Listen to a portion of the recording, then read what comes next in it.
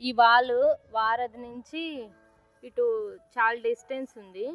అయితే ఇది ఇంత హైట్ రావులే అన్నట్టు వాళ్ళు ఒక 3 ఫీట్ తగ్గించుకుంటూ కట్టుకుంటూ వెళ్ళారంట.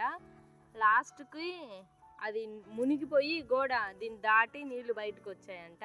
అక్కడ నుండి వచ్చిన వాటర్ మాకు ప్లస్ ఇక్కడ ఒక చర్చి కనిపిస్తుంది దూరంగా, ఆడ చిన్న హోల్ డ్రైనేజ్కి గోడ నుంచి లోపలికి హోల్ పెట్టారంట.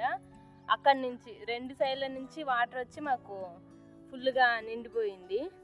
ఈ వాటర్ దీనికి జస్ట్ ఒక 3 ఫీట్ గ్యాప్ ఉండి వచ్చిందంట ఇక్కడ కూడా మాకు. ఇప్పుడు చూడండి వాటర్ అయితే ఎంత తక్కువ ఉన్నాయో. ఈ వాల్గిన లేకపోయింటే ఈ పాటికి మొత్తం అంతా వాటర్ కూడా వెళ్ళిండేవి కాదు. ఇక్కడ చూడండి ఇంకా వాటర్ కూడా వెళ్ళలేదు. 4 days అవుతుంది, 3 days అవుతుంది మాకేం వాటర్ అయిపోయి. వీళ్ళకి ఇంకా ఉన్నాయి. వీళ్ళకి అన్నీ మునిగిపోయి గేదెల్ని కూడా ఇక్కడే పైన కట్టి ఈ ఇసుక పోయడం కూడా కొంచెం ప్లస్ అయింది మాకు. అన్నీ తడిచిపోయి పనికి రాకుండా పాడైపోయి చూడండి ఎట్లా ఆరేసారో. రోడ్ల మట్టి ఎక్కడ చూసినా మంచాలు, ఇంట్లో సోఫాలు, బెడ్లు అన్నీ పడేస్తున్నారు.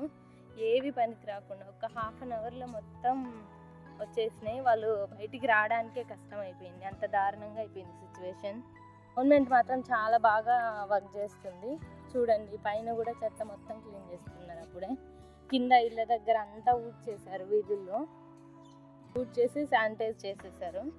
ఇంకా ఆరేసుకొని ప్లేస్ కూడా లేక ఎక్కడ వేసేసారో చూడండి అన్నీ. ఈ ఇంట్లో చూడండి వాటర్ ఇంకా ఎంత ఉందో. వీళ్ళు ఎప్పుడు బయటికి రావాలి, ఇవన్నీ ఎక్కడికి వెళ్ళాలి, అసలు వెళ్ళేక ఆప్షన్ కూడా లేకుండా ఉంది. ఇప్పటికి డ్రైనేజ్ అంతా ఫుల్ అయిపోయింది.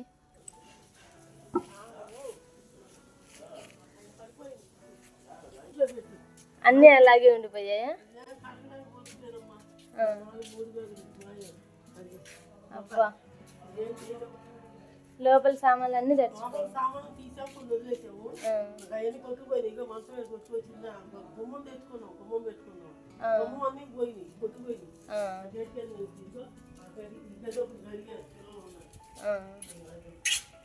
ఇంకా అదంతా ఇట్లే ఉంది.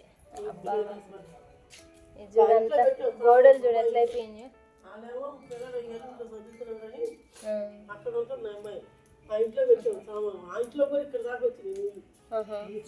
ఈ ఇంట్లో కూడా కిటికీలోంచి ఇది నిండిపోయి అటు వెళ్ళిపోయాయి.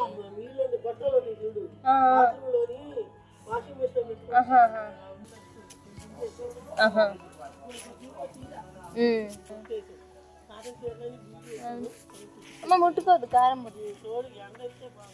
అవును, కొంచెం ఎండ వస్తే.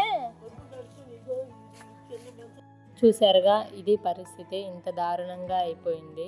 ఆ వాల్ దగ్గర వాటర్ ఎంత ఉన్నాయో చూద్దాంలే, జస్ట్ అలా వెళ్దామని వెళ్ళాను. అయితే ఆ దారిలో ఉన్న ఇల్లులన్నీ ఎంత ఘోరంగా అయిపోయినాయో. ఇది బాగా డౌన్ ఉంటుంది ఈ రోడ్డు, అందుకని మొత్తం ఒక దాదాపు మనకి ఏసీ ఉండేది కదా, ఆ లెవెల్ వరకు వచ్చాయంట.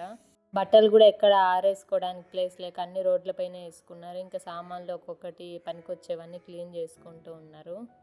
చాలా వరకు లాస్ అయిపోయారు జనాలంతా. ఉండి లేక చాలని బ్రతుకులు, తిని తినక రూపాయి 2 రూపాయలు దాచుకొని ఇంట్లోకి సామాన్లు అవి తెచ్చుకుంటే అవి మొత్తం ఒక్కసారిగా ఇలా అయిపోయిందనమాట. ఇలాంటి సిచ్యువేషన్ ఎప్పుడు నేను కళ్ళారా చూడలేదు, ఫస్ట్ టైం చూడడము.